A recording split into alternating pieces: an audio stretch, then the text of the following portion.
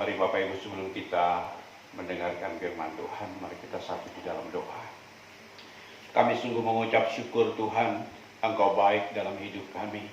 Apapun yang kami alami, kami percaya Tuhan ada beserta dengan kami. Tuhan tidak pernah meninggalkan kami. Tuhan ada senantiasa memperhatikan kami.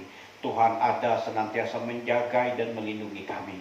Kami bersyukur di hari ini, di mana seluruh umat-Mu di seluruh dunia sedang memperingati hari kesengsaraan, di mana Tuhan Yesus mati di atas kayu salib untuk kami, di mana Tuhan datang untuk menebus dosa kami, bahkan Tuhan datang untuk memulihkan hidup kami. Terima kasih Bapa di sorga, kami sungguh merindukan hari ini belajar kebenaran firman-Mu. Karena itu urapi hamba-Mu dan urapi kami semua di dalam nama Tuhan Yesus. Haleluya. Amin. Shalom Bapak Ibu yang dikasihi oleh Tuhan. Kita bersyukur pada kesempatan hari ini kita boleh bersama-sama kembali untuk beribadah, memuji dan menyembah Tuhan, sekalipun kita berada di tempat yang terpisah, di tempat kita masing-masing, di rumah kita masing-masing, namun tidak menghalangi sukacita kita, di mana umat Tuhan di seluruh dunia hari ini memperingati hari kesengsaraan, Jumat Agung, Good Friday, di mana Tuhan Yesus mati di atas kayu salib untuk menebus setiap orang percaya. Bapak Ibu yang dikasihi oleh Tuhan, hari ini saya rindu untuk mengajak kita belajar kebenaran firman Tuhan dengan merenungkan tentang peristiwa Getsemani. Tema kita hari ini adalah doa kemenangan dalam kesunyian di Getsemani. Bapak Ibu yang dikasihi oleh Tuhan, ayat yang kita pelajari pada pagi hari ini terambil di dalam Lukas pasal 22 ayat 39 sampai dengan ayat 46. Demikian firman Tuhan. Lalu pergilah Yesus keluar kota, dan sebagaimana biasa ia menuju Bukit Zaitun, murid-muridnya juga mengikuti dia. Setelah tiba di tempat itu, ia berkata kepada mereka, "Berdoalah supaya kamu jangan jatuh ke dalam pencobaan." Kemudian ia menjauhkan diri dari mereka kira-kira sepelempar batu jaraknya. Lalu ia berlutut dan berdoa, katanya, "Ya Bapa, jikalau Engkau mau, ambillah cawan ini daripadaku. Tetapi bukanlah kehendakku, melainkan kehendak-Mu lah yang terjadi." Maka seorang malaikat dari langit menampakkan diri kepadanya untuk memberi kekuatan kepadanya. Ia sangat ketakutan dan makin bersungguh-sungguh berdoa. Peluhnya menjadi seperti titik-titik darah yang bertetesan ke tanah. Lalu ia bangkit dari doanya dan kembali kepada murid-muridnya. Tetapi ia mendapati mereka sedang tidur karena duka cita. Katanya kepada mereka, "Mengapa kamu tidur?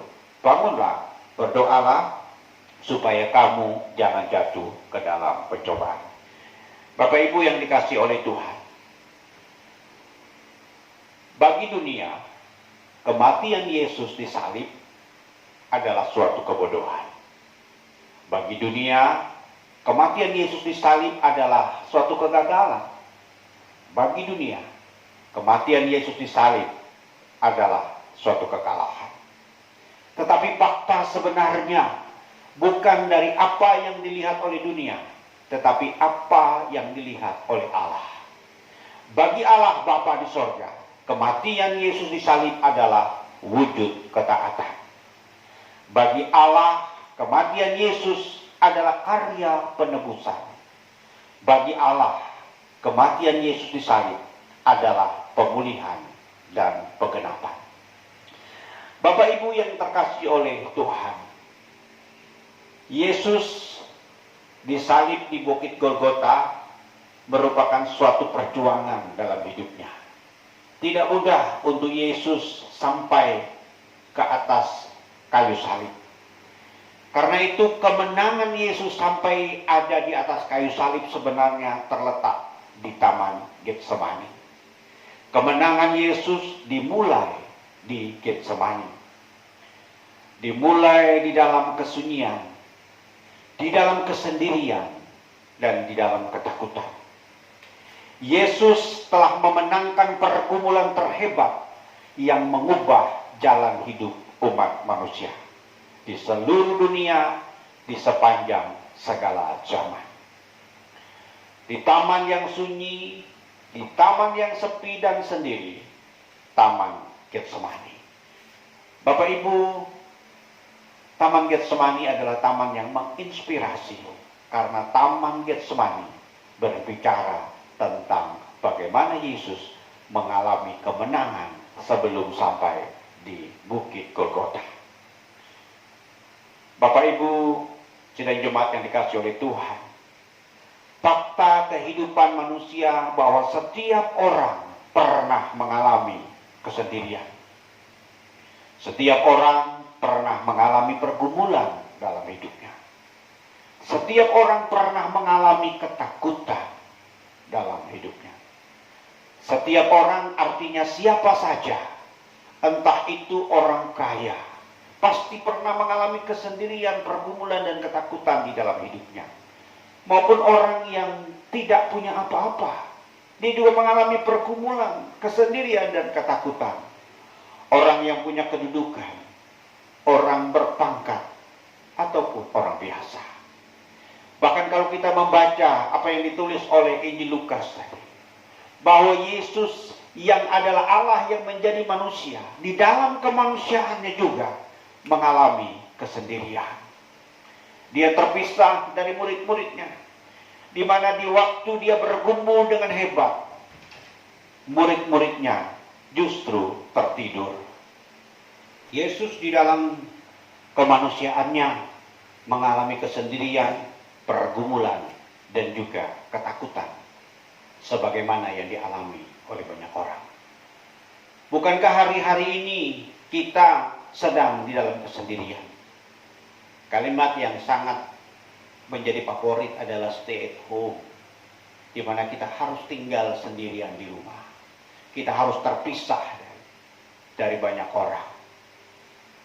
Bahkan ketika pemerintah menganjur tentang social distancing, kemudian berubah menjadi physical distancing, semua orang harus terpisah. Semua orang sedang mengalami pergumulan. Apa yang terjadi hari-hari ini? Bagaimana dengan situasi ekonomi? Bagaimana dengan kehidupan keluarga saya? Bagaimana dengan masa depan saya? Ada orang yang mengalami ketakutan. Apa yang membedakan kita dengan Yesus? Bapak Ibu yang dikasihi oleh Tuhan, situasi semua dialami dan juga dialami oleh Yesus. Yang membedakan terletak pada responnya. Nah, Bapak Ibu yang dikasihi oleh Tuhan, siang hari ini kita akan merenungkan ketika kita juga mengalami kesendirian, ketika kita juga mengalami pergumulan, ketika kita juga mengalami ketakutan, belajar dari pergumulan Yesus di Taman Getsemani, apa yang harus kita lakukan? Saya merangkumnya di dalam 5B. B yang pertama, berdoa. Berdoa lebih sungguh-sungguh. Bapak Ibu yang dikasihi oleh Tuhan, Alkitab mencatat Yesus sebelum memulai pelayanannya setiap hari, bahkan dalam Markus 1 ayat 35 dikatakan Yesus bangun pagi-pagi, pergi ke tempat yang sunyi dan berdoa. Tetapi berdoa ketika di Taman Getsemani adalah berdoa yang berbeda. Lukas mencatat dia sungguh-sungguh berdoa, dia sungguh-sungguh berseru kepada Tuhan. Hari-hari ini Bapak Ibu yang dikasihi oleh Tuhan, kita diminta oleh Tuhan untuk lebih bersungguh-sungguh berdoa. Kalau selama ini kita berdoa hanya mungkin secara formalitas, kita berdoa 5 waktu, bangun pagi, sarapan pagi, makan siang, makan malam, bahkan menjelang tidur. Kita hanya berdoa hanya untuk kepentingan diri kita sendiri. Tapi hari-hari ini ketika ketakutan, ketika kecemasan, ketika pergumulan semakin hebat, Tuhan mengajak kita untuk berdoa dengan sungguh-sungguh. Amin Bapak Ibu. Mari waktu-waktu kita ketika kita ada di rumah, kita gunakan dengan sungguh-sungguh berdoa. Hari-hari ini kita mulai berdoa untuk negeri kita, berdoa untuk bangsa kita, berdoa untuk pemulihan, berdoa untuk jiwa-jiwa bersyafaat, bahkan untuk seluruh dunia. Inilah waktunya untuk kita berdoa lebih sungguh lagi. Yang kedua, B yang kedua adalah berjaga jaga. Tuhan Yesus berkata, berdoa dan berjaga-jaga supaya kamu jangan jatuh dalam pencobaan. Bapak Ibu, ada respon yang berbeda apa yang dilakukan oleh Yesus dengan apa yang dilakukan oleh para murid. Alkitab mencatat, Lukas mencatat bahwa murid-murid tertidur karena berduka cita. Di dalam duka cita mereka tertidur. Berbeda dengan Yesus, di dalam duka citanya, di dalam kesedihannya, di dalam pergumulannya, dia berdoa, dia berjaga-jaga karena dia tahu ini adalah momen-momen penting di mana dia harus mengambil keputusan dalam hidupnya. Bapak Ibu, kita tidak cukup hanya berdoa, ini waktunya untuk juga kita berjaga-jaga. Lukas mengatakan bahwa Yesus meninggalkan murid-muridnya. Dia pergi menjauh sepelemparan waktu. Yesus pergi ke Taman Getsemani bersama seluruh murid-muridnya. Ada 11 orang murid karena Yudas tidak ikut pada saat itu. Bersama 11 orang murid dia pergi. Tetapi kemudian 3 orang murid yaitu Petrus, Yakobus dan Yohanes ikut bersama-sama dengan Yesus berdoa. Lalu Yesus kemudian meninggalkan mereka bertiga untuk pergi berdoa sepelemparan batu jaraknya. Artinya Yesus memisahkan diri dengan mereka untuk berdoa secara sungguh-sungguh kepada Tuhan. Untuk berjaga-jaga. Bukankah hari-hari ini kita diminta untuk berjaga-jaga? Kita juga berdoa, tetapi kita juga menjaga diri kita. 1 Tesalonika 5 ayat 23, hendaklah roh, jiwa, dan tubuhmu terpelihara sempurna.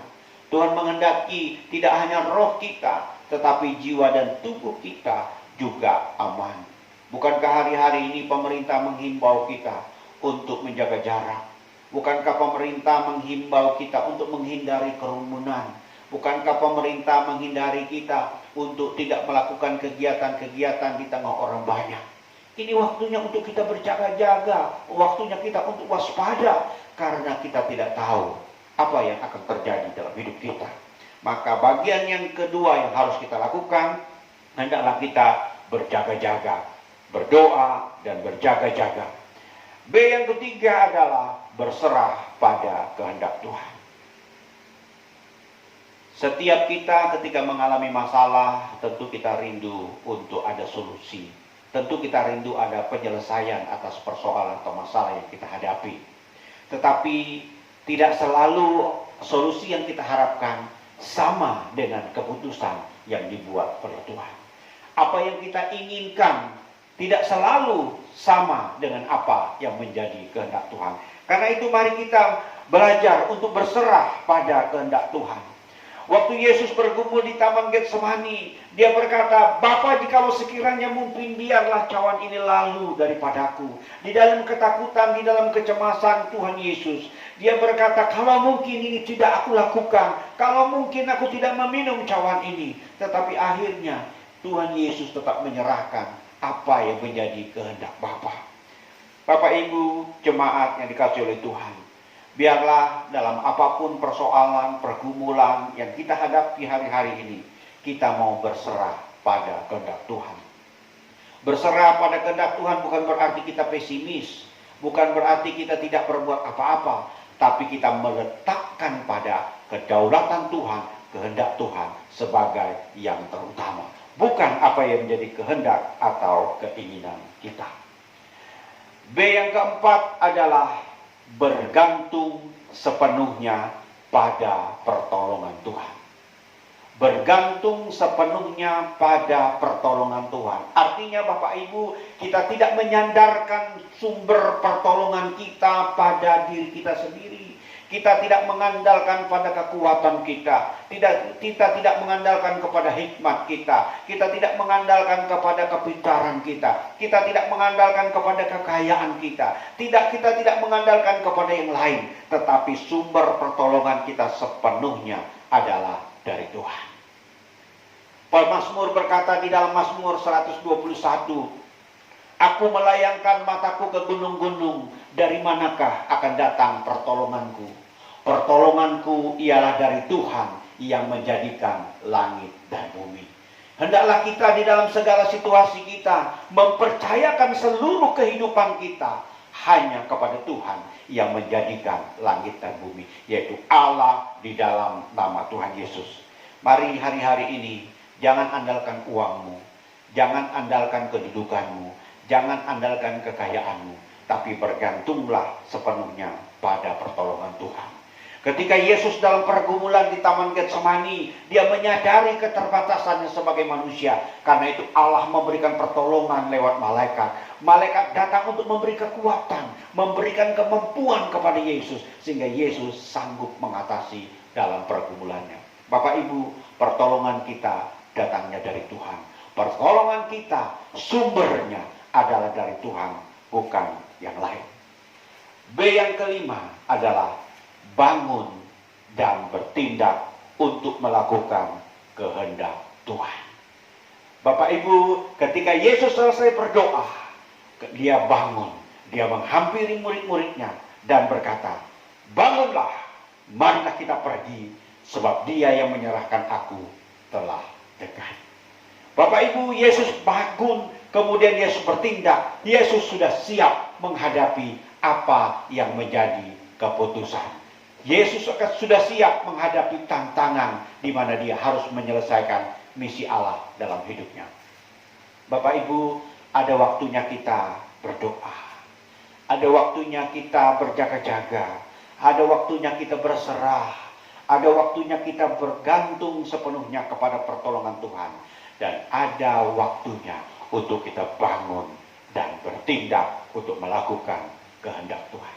Saya percaya apa yang terjadi hari-hari ini akan segera berakhir. Apa yang terjadi hari-hari ini tidak akan berlangsung selamanya. Karena masa-masa kesusahan itu, masa-masa kesulitan itu akan segera berakhir. Dan ketika itu berakhir, marilah kita bangun mulai bertindak, melakukan apa yang menjadi kehendak Tuhan. Kita percaya ketika pandemi ini selesai, ketika pandemi ini berakhir, maka waktunya kita akan menuai jiwa-jiwa. Amin Bapak Ibu. Waktunya untuk kita melakukan kehendak Tuhan. Waktunya kita menyatakan kemuliaan Tuhan dalam hidup kita. Karena itu, jangan terus-terusan bersedih. Jangan terus-terusan bersusah. Jangan terus ada di dalam kecemasan. Jangan terus ada di dalam kekhawatiran.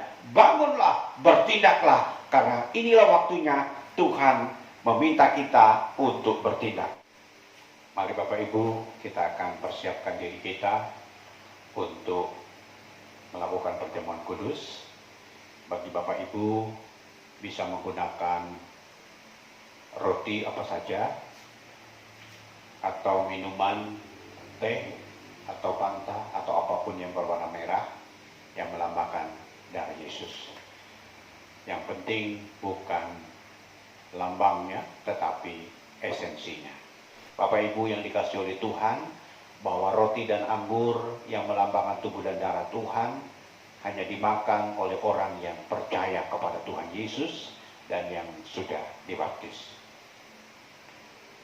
Mari kita berdoa. Bapa, kami mengucap syukur kalau hari ini kami boleh kembali mengingat kasih setia Tuhan lewat roti dan anggur yang melambangkan tubuh dan darah Tuhan. Sebelum kami makan minum, mari Tuhan suci kuduskan. Layakkan kami, bahkan suci dan kuduskan roti dan anggur yang kami gunakan, suci dan kuduskan kehidupan kami, suci dan kuduskan hamba-hamba-Mu Tuhan, agar ketika kami makan roti dan anggur yang melambangkan tubuh dan darah Tuhan, kami boleh menerima berkat di dalamnya. Terima kasih Bapa, kami terima dengan ucapan syukur dalam nama Tuhan Yesus. Mari kita mengambil roti, mengangkat di atas kepala kita, dan dengarlah firman Tuhan.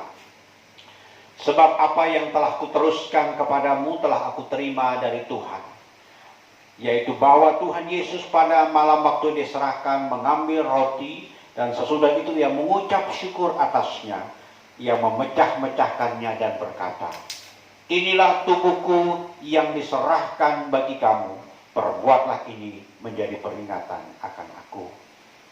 Bukankah roti yang di atasnya kita mengucap syukur ini adalah persekutuan kita dengan tubuh Kristus? Mari kita makan bersama di dalam nama Tuhan Yesus.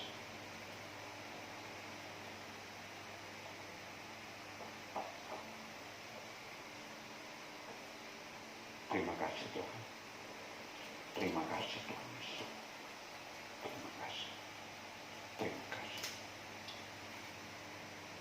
Mari kita mengangkat cawan di atas kepala kita. Demikian juga ia mengambil cawan sesudah makan lalu berkata, cawan ini adalah perjanjian baru yang dimeteraikan oleh darahku. Perbuatlah ini setiap kali kamu meminumnya, menjadi peringatan akan aku. Bapak Ibu, bukankah cawan yang di atasnya kita mengucap syukur ini adalah persekutuan kita dengan darah Yesus? Amin. Mari kita minum bersama di dalam nama Tuhan Yesus. Mari mengucap syukur kepada Tuhan untuk setiap tubuh dan darahnya yang dicahkan dan dicurahkan bagi kita.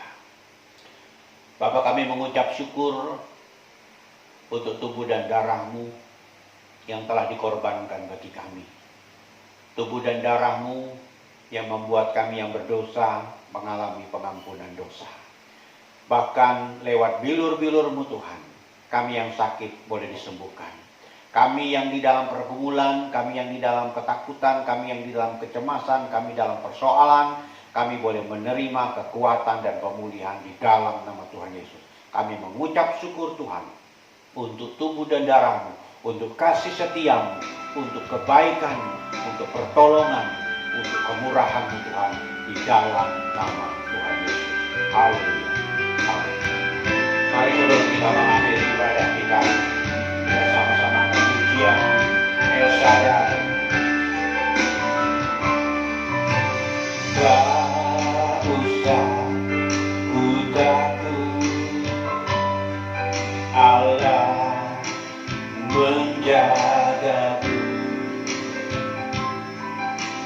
Tak usah ku bimbang, Yesus peliharaku. Tak usah ku susah, Roh Kudus ikutku. Tak usah ku cemas, Dia memberkatiku. El Shaddai, El Shaddai, Allah Maha Kuasa. Dia besar, Dia besar, El Shaddai mulia, El Shaddai, El Shaddai, Allah Maha Kuasa. Berkat-Nya melimpah, El Shaddai. Mari kita nyanyikan lagu ini dengan iman. Kita percaya bahwa Allah kita adalah Allah El Shaddai, Allah yang sanggup menyembuhkan segala kebutuhan kita, Allah yang sanggup melindungi kita, dan Allah yang sanggup untuk memberkati kita. Berkat-Nya melimpah, El Shaddai.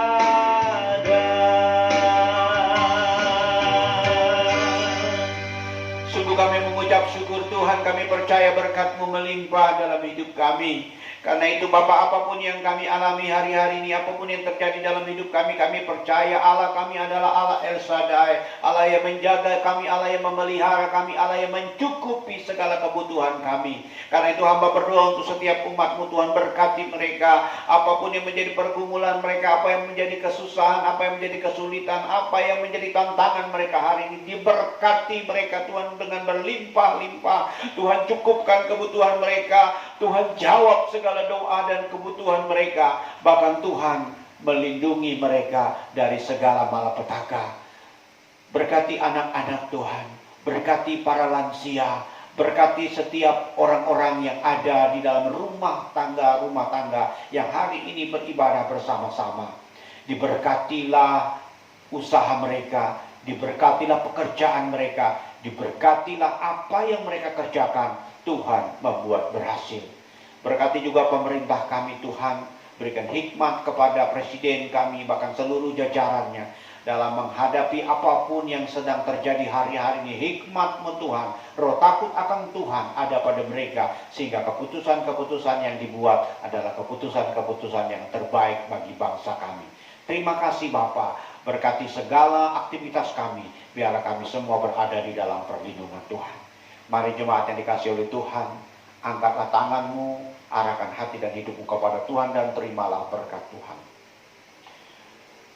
Tuhan memberkati engkau dan melindungi engkau. Tuhan menyinari engkau dengan wajahnya dan memberi engkau kasih karunia. Tuhan menghadapkan wajahnya kepadamu dan memberi engkau damai sejahtera. Berkat yang datangnya dari Allah Bapa, cinta kasih di dalam Yesus Kristus Tuhan kita, persekutuan, pertolongan, penghiburan, dan kekuatan dari Allah Roh Kudus menyertai kita mulai hari ini sampai Maranatha, bahkan sampai selama-lamanya. Mari yang percaya diberkati Tuhan, sama-sama katakan amin. Shalom, Tuhan memberkati.